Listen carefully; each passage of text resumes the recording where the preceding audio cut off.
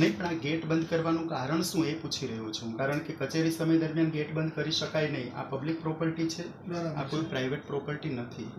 બીજું કે કોઈ હથિયારો સાથે લોકો એકઠા નથી થયા, કોઈ જ આતંકવાદી કે ત્રાસવાદી લોકો નથી. તો આ ગેટ બંધ કરવાનું કારણ શું? કારણ કે 4 કલાકથી અમે લોકો હેરાન પરેશાન થઈ રહ્યા છે. દિલીપભાઈને રિંગ કરી, દિલીપભાઈએ કીધું કે સાહેબ હું ખોલાવડાવું છું.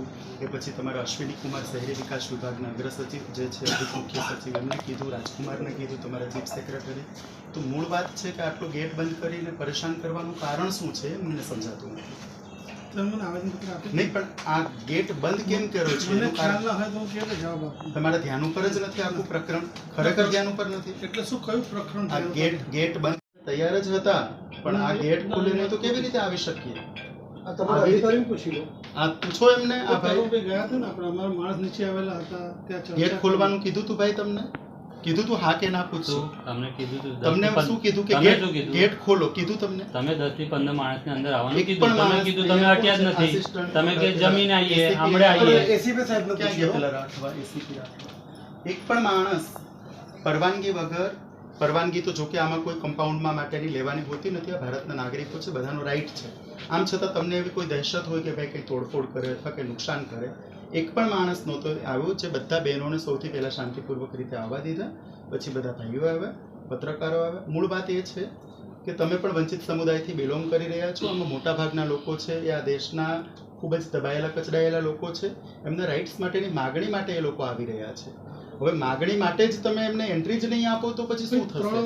અંદાજે 3 કલાક પહેલા મારા વહીવટી અધિકારીને મોકલ્યા હતા અને કહ્યું હતું કે ભાઈ 10-15 માણસ જો અંદર આવવા તૈયાર હોય તો અમે ગેટ ખોલાવીને અંદર આવવા દઈએ અને આવેદનપત્ર સ્વીકારી લઈએ. જો અમે અહીંયા બેઠા છીએ, તમારા જોડે કોઈ ઉદ્ધત વર્તન નથી કર્યું કે કોઈ તમારી ઓફિસમાં કોઈ તોડફોડ નથી કર્યું. અમે ભારતના બંધારણને માનવાવાળા લોકો છે અને આ સિસ્ટમ જે છે, લોકતંત્ર છે, ફોલો કરવાવાળા લોકો છે.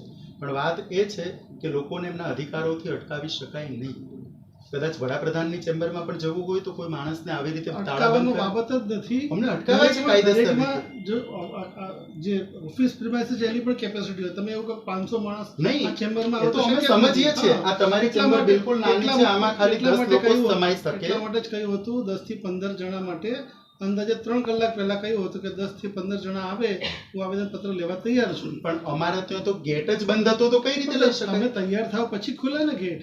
એવું થોડું હોય. પેલા ગેટ બંધ કરવાનું કારણ શું છે? તમે ચર્ચા નહીં કરો પ્લીઝ. ચર્ચા એટલા માટે કરીએ છીએ ભાઈ કારણ કે આ ગેટ તમે બંધ કર્યો હતો ભાઈ, એટલા માટે ચર્ચા કરી. બંધ કર્યો હતો કારણ કે લોકો વધારે હતા. 10 થી 15 માણસ. લોકો કોઈ હથિયારો સાથે એકઠા થોડા થયા છે. હથિયાર હોય કે ના હોય, હથિયારનો પ્રશ્ન નથી. અહીંયા કોઈ અમે ઉદ્ધડ મચાવવા આવ્યા છે કે કોઈ નુકસાન કરવા આવ્યા? ખોટી દલીલો કરી રહ્યા છો. અત્યારે મને તમે આવેદનપત્ર આપો, આની સીધી વાત છે. આવેદનપત્ર આપવા માટે જ આવ્યા છે, પણ 4 કલાક પરેશાન થયા છે તો તમારી જવાબદારી છે. કારણ કે તમારો પગાર લોકોના ટેક્સના પૈસામાંથી આવી રહ્યો છે. તમે પબ્લિક સર્વન્ટ છો, તમે લોકોના નોકર છો અને લોકોના નોકર થઈને લોકોને પરેશાની આપી રહ્યા છો. એટલા માટે કેવું પડી રહ્યું? પરેશાની કરી નથી. અરે 4 કલાકથી હેરાન થયા અમે લોકો યાર.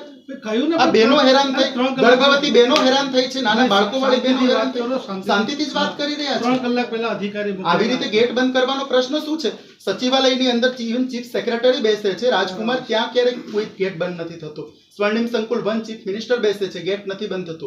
રાજભવન ત્યાં ગેટ નથી બંધ થતો. તમે કેમ બંધ કરી રહ્યા છો? મારી ખાસ વિનંતી છે, મને આવેદનપત્ર આપો એટલે હું જે તે સંબંધિત જે મારે કાર્યવાહી કરવાની હોય એના માટે હું એને મોકલી શકું. અમે આપવા માટે જ આવ્યા છે, પણ આ ગેટ બંધ કરવાની પ્રવૃત્તિ હવે બીજી વખત ક્યારેય ન થવી જોઈએ. આપણે સ્પષ્ટ કહી દઈએ છીએ કાયદો અને વ્યવસ્થાનો તમે ભંગ કરી રહ્યા છો, એટલા માટે તમને આ ચેતવણી આપીએ છીએ કે હવે ક્યારેય ગેટ બંધ નહીં કરતા. સાંભળો, આ વસ્તુ ખોટી છે, આ ગેરકાયદેસર છે. તમારી મર્યાદા ન ચૂકો. મારી મર્યાદા મને ખબર છે.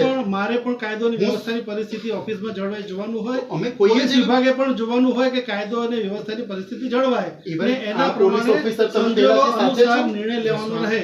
આ લોકો પહેલા સંજોગો અનુસાર નિર્ણય લેવાનો રહે. બરાબર? અરે બિલકુલ નિર્ણયો લેવાની છૂટ છે, પણ નિર્ણયો પ્રજાહિતના વિરોધના, રાષ્ટ્ર વિરોધી નિર્ણયો નહીં લેવા જોઈએ. તમે તમારું જે વિચારો વિચારી શકો છો. અમે કોઈ પ્રજાહિતના ના હોય એવા નિર્ણયો લેતા નથી. બરાબર છે? આ લોકો દિવસ રાત કામ કરી રહ્યા છે, એમની રજૂઆત કરવા માટે આવે છે, તમે અટકાવી રહ્યા છો. અરે બિલકુલ 4 કલાકથી તો ના પાડી છે. અરે ભાઈ તમને કેટલી વખત મારે કહેવાનું કે 3 કલાક પહેલા મારે માણસ લોખંડની સાંકળ જે છે એ તમે બાંધી દીધું પ્રજાપતિભાઈ. તો લોખંડની સાંકળ આ કોઈ કઈ આતંકવાદી છે કે એના માટે લોખંડની સાંકળથી ગેટ બંધ કરી? તમે બધા અલગ પ્રકારના પ્રશ્નો પૂછશો નહીં. મને તમે અત્યારે આવેદન પ્રશ્નો એટલા માટે પૂછવા પડે કે you are responsible officer and that is why I am asking you. ખોટી રીતે પ્રશ્નો પૂછવા નહીં. યુ આર રિસ્પોન્સિબલ ખોટી રીતે ઓફિસર. પ્રશ્નો પૂછવા નહીં પ્લીઝ. ખોટી રીતે નથી પૂછતો. તમે જવાબદાર પદાધિકારી હું છો અધિકારી છું, અને જવાબ તમારી આપો. ડ્યુટી છે જવાબ આપવો. એ દરેક પ્રશ્નનો જવાબ